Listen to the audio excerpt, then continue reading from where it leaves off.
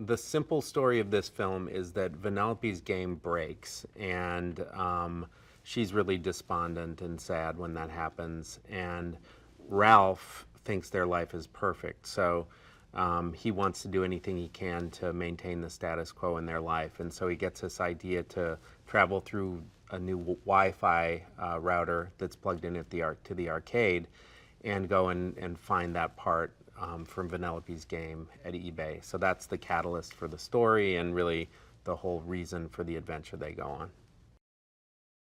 From working on Zootopia, it was a very entertaining movie. You know, it is a funny movie, but it also had a very strong message at its heart about racism, and we really enjoyed being able to tell a story like that in animation that could appeal to not just adults but to children also, that it could be told in a way that everyone could kind of understand it and apply it to their lives. And I think that looking at this film, when we came back to it, having kind of been interrupted with Zootopia, that when we came back to the script that Phil had written previous to working on Zootopia, we said, you know, I think we can go deeper with this, that we can explore themes that are a little more mature, you know, that it can still be a comedy, you know, but also we can talk about something in these films. Yeah, because audiences have not only a tolerance but an appetite for deeper emotional content. What's great about Henry is he's very strict. He's a fun guy. We love working with him, but he's very strict about music theory, and you know that the music in the movie should come from the DNA of the themes that have been created. And if a viewer or an audience member listens, you can hear kind of those original themes, you know, in this new movie, but done in a different way, you know, to kind of describe the internet, this bigger world.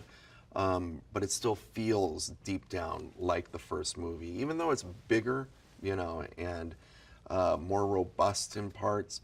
It still, you know, has a foot in that original movie and those great, sweet themes that he created for the first one. He sees the world through music, and so it's just a fascinating guy to hang out with. Shank is the best racer in this online racing game called Slaughter Race, and she is cool, she's tough, she's smart, and she's very kind in her soul. So she ends up becoming a kind of big sister figure for Vanellope in the same way Ralph is like a big brother to her, and she's voiced by Gal Gadot. So, you know, there's that. Who, by the way, has one of the most natural voiceover voices. Like, I'm so thrilled that Gal's first animated film is this one, because I think when the world hears her voice, they're going to try to cast her in every single animated movie, because there's so much texture and warmth and toughness in her voice. We did something special with each of the actresses who voiced the princesses, that when they came in and recorded their lines afterwards, we met with the animation department and had like a moment where the actor, or the actress I should say, was able to kind of sit with the animators. And animators are actors basically, except they're not using their bodies and voices to perform. They're using, you know, characters that you draw or manipulate. And they really kind of had this great conversation about each princess and what they're like, and the impressions of the actors of how they see them. And it was really, really cool to see this, you know, new crop of animators working with these actors who, some from, you know, 25 years ago that voiced these characters 30 years ago, some of them. And to see like two halves of a brain kind of communicating to bring the scene to life, it was pretty special. I never would have considered any of like the fun things that happened along the way in making that scene, you know, had we not just dove in and done it. So.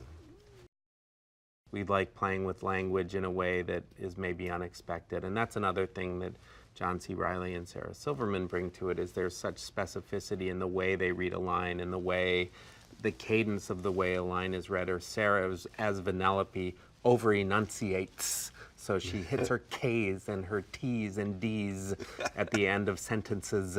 And even Creates that, almost another syllable. that is just a layer of funny that, you know, you can take a sentence that isn't even a joke, but the way she reads it is funny. And same with John, you know. The way they say things just makes it funnier.